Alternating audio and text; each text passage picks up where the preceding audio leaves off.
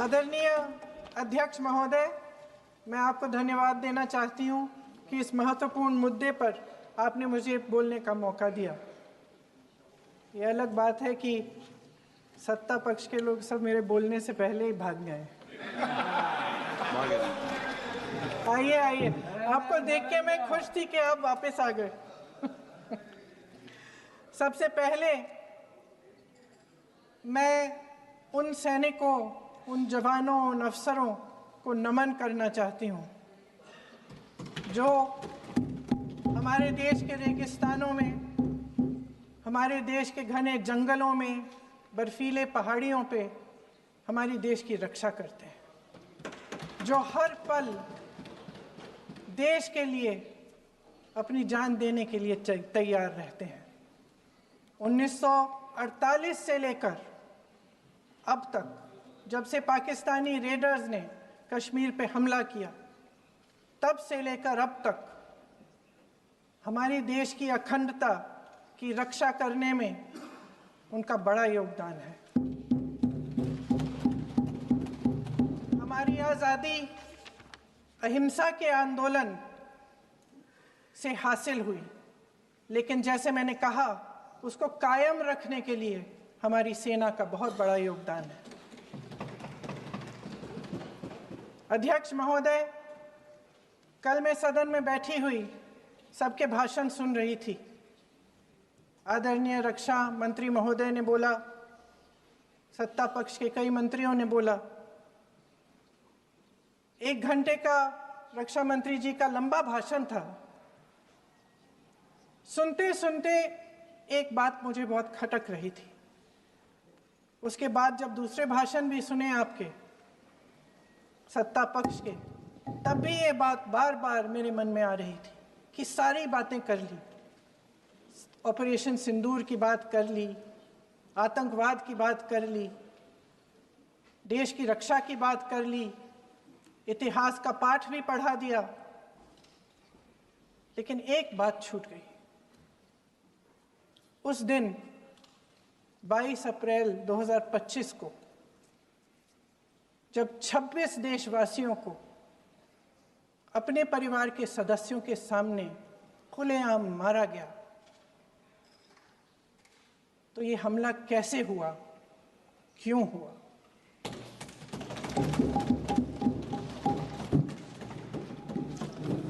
अध्यक्ष महोदय, ये लोग बैसारन वैली में, पहलगाम के पास कश्मीर में क्या कर रहे थे? आजकल पब्लिसिटी का दौर है, प्रचार का ज़माना है। कुछ समय से हमारी सरकार ये प्रचार कर रही थी कि कश्मीर में आतंकवाद ख़त्म हो गया है, कि कश्मीर में शांति है, अमन चैन है। प्रधानमंत्री जी ने खूब भाषण दिए, देशवासियों को कहा कि चलिए कश्मीर चलिए, सैर करिए। कई बार मैंने ये भी देखा मीडिया पर, टीवी पर, कि कश्मीर जाइए, ज़मीन खरीदिए, अब वहाँ अमन चैन है, शांति का वातावरण है। इसी बीच शुभम द्विवेदी, एक कानपुर के नौजवान, और उनके पूरे परिवार ने तय किया कि वो कश्मीर जाएंगे। शुभम द्विवेदी की 6 महीने पहले शादी हुई थी। उसकी पत्नी ने कहा कि उनके बीच एक ऐसा रिश्ता था, प्रेम और दोस्ती का ऐसा रिश्ता था कि वो एक दूसरे को बच्चों की तरह हंसाते थे।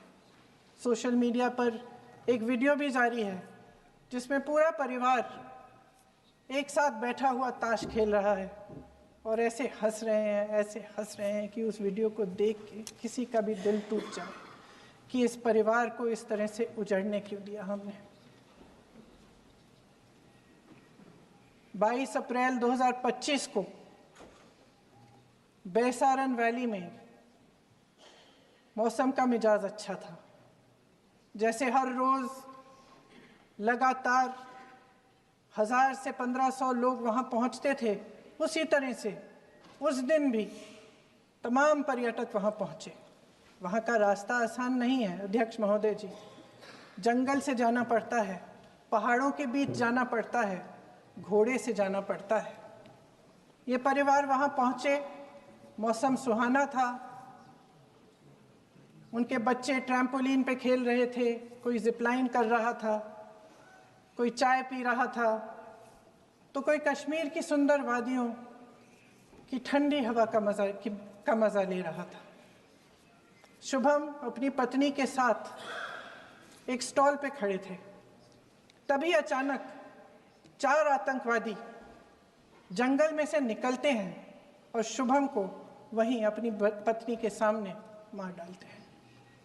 उसके बाद वे वहाँ से पूरे वैली में 1 घंटे के लिए लोगों को चुन चुन कर मारते हैं। किसी के पति को अपनी पत्नी के आंखों के सामने, किसी के पिता को अपने बेटे के सामने,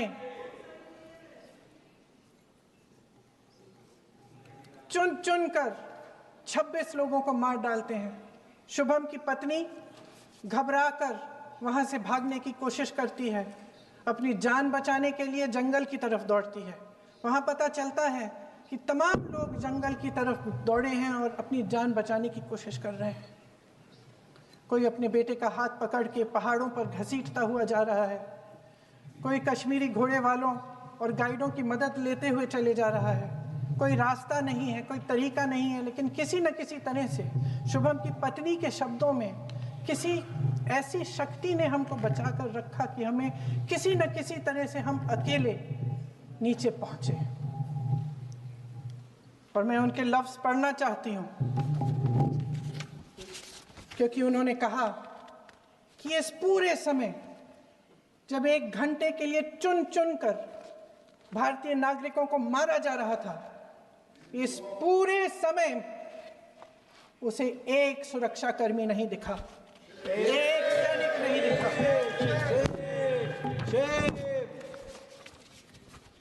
शुभम की पत्नी ने कहा, कोट, मैंने अपनी दुनिया को खत्म होते हुए देखा। अपनी आंखों के सामने एक सिक्योरिटी गार्ड नहीं था। मैं ये कह सकती हूं कि देश ने, सरकार ने हमें वहां पे अनाथ छोड़ दिया था। सिक्योरिटी क्यों नहीं थी वहां पे एक सैनिक क्यों नहीं दिखा? क्या सरकार को मालूम नहीं था कि यहां रोज 1000 से 1500 पर्यटक जाते हैं? क्या सरकार को मालूम नहीं था कि यहाँ के पहुंचने के लिए जंगल के रास्ते से जाना पड़ता है? अगर कुछ हो जाएगा तो लोग वहां से निकल नहीं पाएंगे।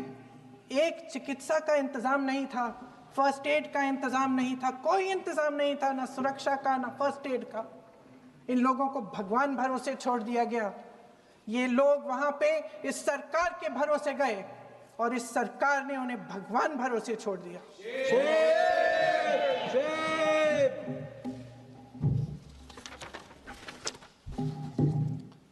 मैं पूछना चाहती हूं, ये किसकी जिम्मेदारी थी? इस देश के नागरिकों की सुरक्षा की जिम्मेदारी किसकी है?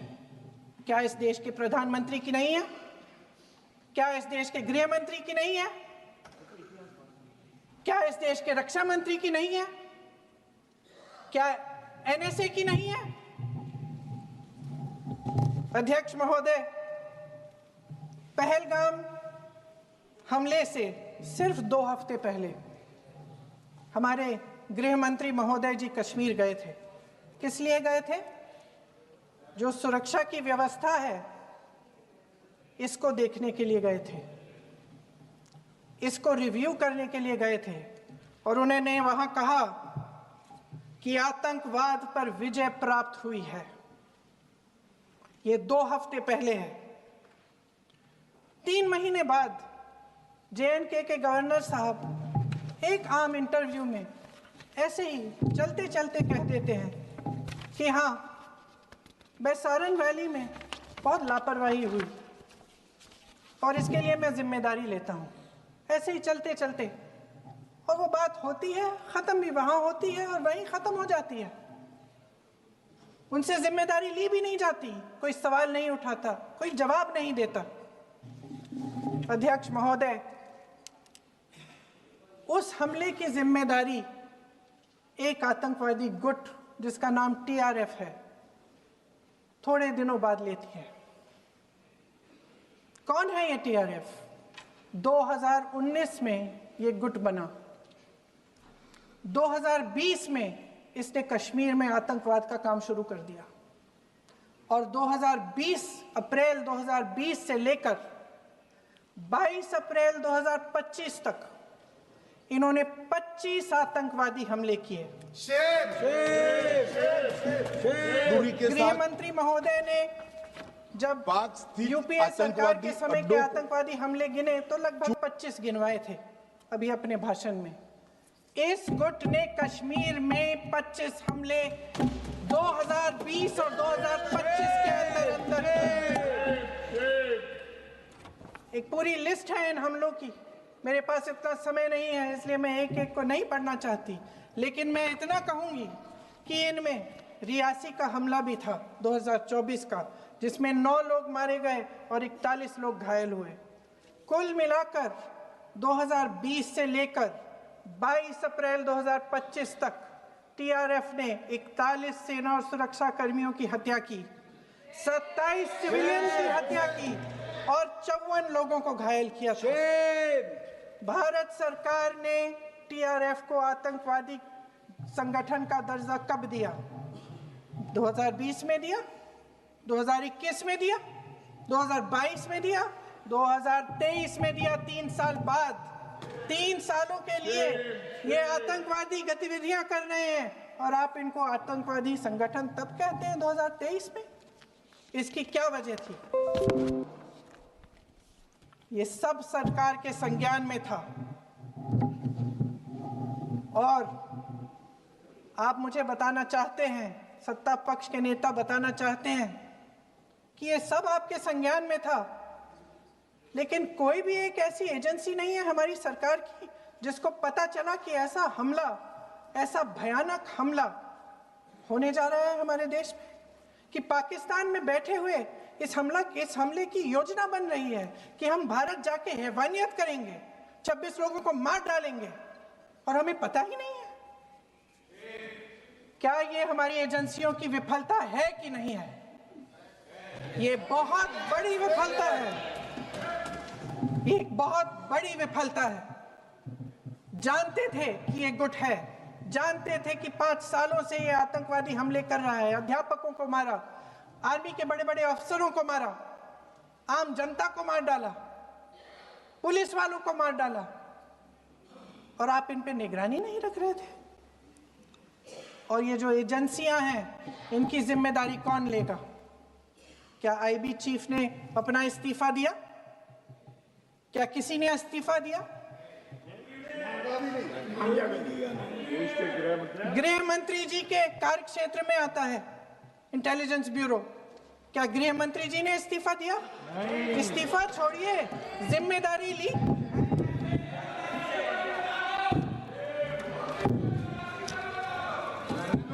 साहब देखिए, इतिहास की बात आप करिए, मैं वर्तमान की बात करना चाहती हूँ। आपको तो एक बहाना चाहिए, आपको तो एक बहाना चाहिए। पूरे परिवार का नाम गिनवा देते हैं। अरे अपनी जिम्मेदारी खुद लीजिए। 11 सालों के लिए तो सत्ता में आप हैं। अभी नेहरू को छोड़ नहीं रहा। कल माननीय गौरव गोगोई जी ने अपने भाषण में पूछा गृह मंत्री जी से, क्या आपकी जिम्मेदारी नहीं थी? मैं देख रही थी। राजनाथ जी, रक्षा मंत्री जी यूं अपना सर हिला रहे थे, कुछ बोले नहीं। अंदर से ये महसूस हुआ होगा कि यहाँ कुछ जिम्मेदारी थी, लेकिन माननीय गृह मंत्री महोदय जी हंस रहे थे, वे हंस रहे थे।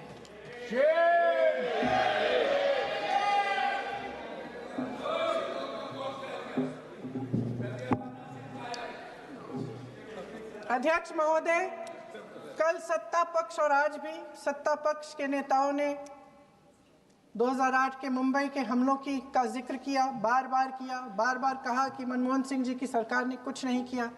ये तो जानकारी होगी ना कि उसी समय जब वो आतंकवादी हमला चल रहा था तभी उन आतंकवादियों को मार डाला था, एक बचा था और उसको भी फांसी दे दी थी 2012 में। महाराष्ट्र के मुख्यमंत्री ने इस्तीफा दिया, देश के गृह मंत्री ने जिम्मेदारी लेकर इस्तीफा दिया। एक जवाबदेही थी पब्लिक के प्रति, एक जवाबदेही थी इस देश की जनता के प्रति, इस देश की धरती के प्रति।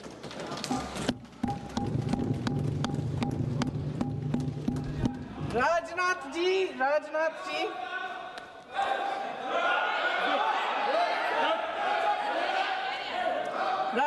जी तो पुलवामा, उरी और पठानकोट के समय गृह मंत्री रहे थे। आज वे रक्षा मंत्री हैं और हमारे गृह मंत्री महोदय श्री अमित शाह जी के नाक के नीचे पूरा मणिपुर जल गया, दिल्ली में दंगे हुए, पहलगाम में हमला हुआ और आज भी वे उसी पद पर बैठे हैं। क्यों? अध्यक्ष महोदय, बमबारी से अखबारों के हेडलाइन बनते हैं, मगर कहानी सुरक्षा में की चूक में भी है। आज देश खोखले भाषण नहीं सुनना चाहता, देश जवाब चाहता है, तसल्ली चाहता है कि सच उससे छिपाया नहीं जाएगा। देश जानना चाहता है कि उस दिन अप्रैल 22, 2025 को क्या हुआ और क्यों हुआ। आप तो खुद अपनी पीठ थपथपाने में लगे रहते हैं। सेना, देश, संसद से सच छुपाते हैं। ऑपरेशन सिंदूर जब शुरू हुआ, हम सब ने समर्थन किया, सब एकजुट होकर खड़े हो गए इस देश के लिए। दोबारा होगा, दोबारा खड़े हो जाएंगे। अगर हमारे देश पे हमला होता है तो यहाँ इस सदन में किसी भी पार्टी का हो, कोई भी हो, सब आपका समर्थन करेंगे। और हमें अपनी सेना पर गर्व है कि उन्होंने इस बार भी दृढ़ता से लड़ाई लड़ी, धैर्य से लड़ाई लड़ी, वीरता से लड़ाई लड़ी। लेकिन इस ऑपरेशन का सिंदूर का क्रेडिट, उसका श्रेय तो हमारे प्रधानमंत्री जी चाहते हैं। सही भी है, ठीक है, सही है, श्रेय ले। ओलंपिक्स में हमारा मेडल आता है, उसका भी श्रेय लेते हैं, लेकिन सिर्फ श्रेय लेने से नहीं होता नेतृत्व, जिम्मेदारी भी लेनी पड़ती है।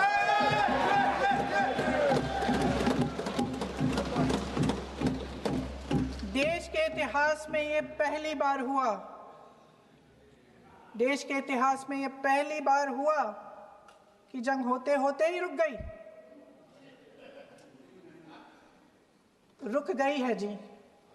और इस रुकावट का ऐलान हमारी सरकार, हमारी सेना नहीं करती, अमेरिका के प्रेसिडेंट करते हैं, अमेरिका के राष्ट्रपति करते हैं। ये हमारे प्रधानमंत्री महोदय की गैर जिम्मेदारी का सबसे बड़ा प्रतीक है। आज गृह मंत्री जी ने इस बात पर उल्लेख किया। उन्होंने कहा, उनके शब्दों में उन्होंने कहा कि पाकिस्तान के पास शरण में आने के बजाय कोई चारा ही नहीं था। आपने शरण दिया क्यों? वो आते हैं आपके देश के अंदर, लोगों को मार डालते हैं और आप उनको शरण दे रहे हैं। क्यों दिया शरण? इसका जवाब क्यों नहीं दिया है एक भी भाषण में? जैसे ये बात उठी, शरण की बात की, हमारे गृह मंत्री जी ने इतिहास में चले गए। नेहरू ने क्या किया, इंदिरा गांधी ने क्या किया, यहां तक कि मेरी मां के आंसुओं तक चले गए। लेकिन इस सवाल का जवाब नहीं दिया कि ये सीज फायर हुआ क्यों, ये जंग रुका क्यों, और तब क्यों रुका जब दुश्मन के पास कोई चारा नहीं था हमारे श्रेय में आने के बजाय। क्यों रुका ये जंग? इसका जवाब नहीं दिया। धन्यवाद। आप देंगे?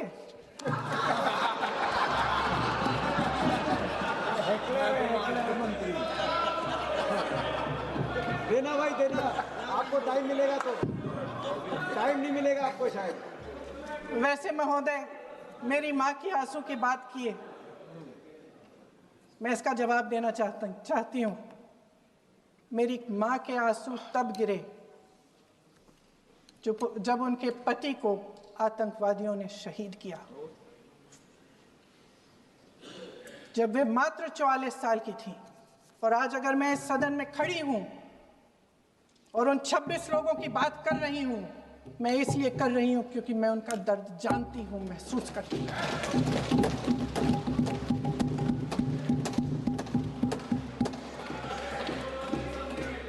अध्यक्ष महोदय, मैंने कहा कि देश का नेतृत्व सिर्फ उपलब्धियों का श्रेय लेने से मजबूत नहीं होता। सफलता और विफलता दोनों की जिम्मेदारी लेने से बुलंद होता है। ये सोने का ताज नहीं है, कांटों का ताज है। अध्यक्ष महोदय, जब सरकार झूठी और कायर हो तो वे बहादुर से बहादुर सेना के साहस और पराक्रम को भी कमजोर कर देती है। देश को प्रतिशोध के साथ साथ सबके प्राणों की रक्षा का प्रण चाहिए। सेना की शक्ति के साथ सरकार की सच्चाई भी चाहिए।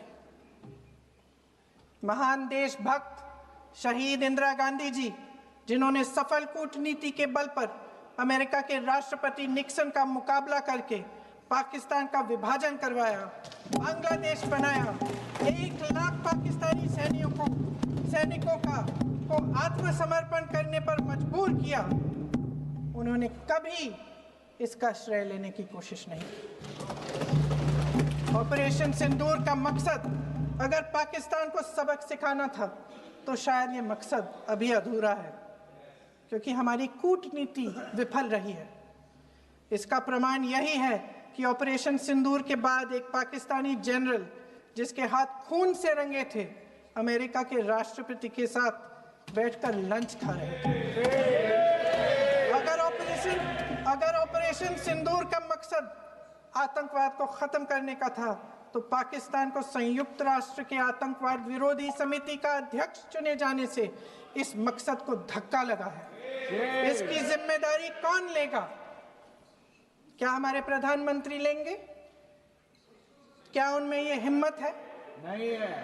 अगर इस ऑपरेशन के दौरान हमारे जहाजों का नुकसान नहीं हुआ तो सदन में इसे साफ साफ कहने से क्या डर है? क्यों नहीं कहा है? कल भी रक्षा मंत्री जी ने कहा कि हमारे इंफ्रास्ट्रक्चर का नुकसान नहीं हुआ, तो जहाजों के बारे में भी बता दें, साफ साफ बता दें, क्या हर्ज है? सच्चाई तो है। सवालों से बचने के लिए ये सरकार हमेशा प्रयास करती है। इसकी राजनीतिक कायरता बेमिसाल है। देशवासियों के प्रति जवाबदेही का एहसास ही नहीं है। सच्चाई ये है कि इनके दिल में जनता के लिए कोई जगह नहीं है। सब राजनीति है, सब पीआर है, सब प्रचार है, सब पब्लिसिटी है। देश की जनता के लिए आपके हृदय में कुछ नहीं रहा। बहुत समय हो गया है आप इस प्रचार में ही लिप्त हैं, जनता को देख नहीं पा रहे हैं। जी मानिए। जो पहलगाम में हुआ, खत्म करती हूँ, जो पहलगाम में हुआ उससे हर एक देशवासी के दिल पे चोट पहुंची है। हिमांशी नारवाल की गुहार ने हम सबको शर्मिंदा किया है। इसीलिए मैं आज यहाँ खड़े हुए एक आखिरी बात करना चाहती हूँ।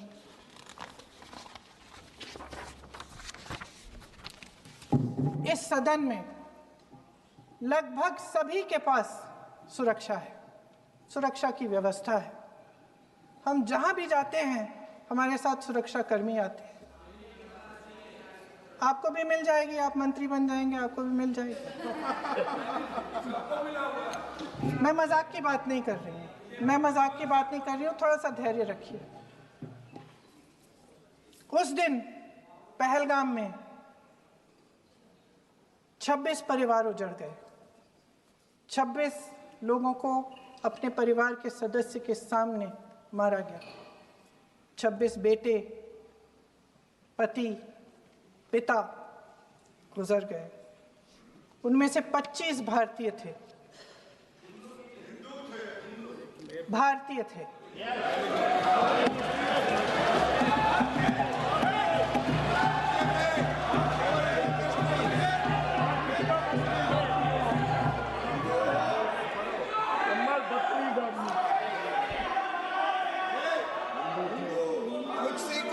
जितने भी लोग बैसारन वैली में थे और जो 25 भारतीय मारे गए, उनके लिए कोई सुरक्षा नहीं थी।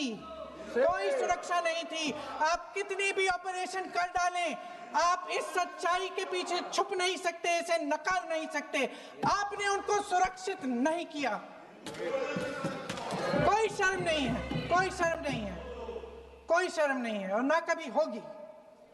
सुन लीजिए, सुबह भी मैं शिव मंत्र बोल के आई हूं। इनको क्या पता शिव मंत्र क्या है? शिव मंत्र इनका खत्म कर लूं अपना भाषण। शिव मंत्र मैं एक बार उन 25 भारतीयों के मैं एक बार उन 25 भारतीयों के नाम इस सदन में पढ़ना चाहती हूं, ताकि यहां बैठे हर सदस्य को यह एहसास हो कि वे भी हमारी तरह इंसान थे। किसी राजनीतिक बिसात के मोहरे नहीं थे। वे भी इस देश के बेटे थे। वे भी इस देश के शहीद हैं। उनके परिजनों के प्रति हम सब की जवाबदेही बनती है। उन्हें सच्चाई जानने का हक है। समीर गुहा भारतीय, बिट्टन अधिकारी, मनीष रंजन, हेमंत सुहास जोशी, विनय नारवाल, सुशील नथनियल, अतुल श्रीकांत मोने, सैयद आदिल हुसैन शाह, नीरज अडवाणी, एन रामचंद्रन, संजय लक्ष्मण लेले, दिनेश अग्रवाल, दिलीप दिल से, प्रशांत कुमार सतपति, JS चंद्रमौली। अब आप बोलिए, अब आराम से। JS चंद्रमौली, यतीश परमार, S मधुसूदन राव, सदस्य नारेबाजी का सदन नहीं है। शैलेश कलाटिया, ये तरीका ठीक नहीं है आपका। मंजुनाथ राव, कौस्तभ गणबोते,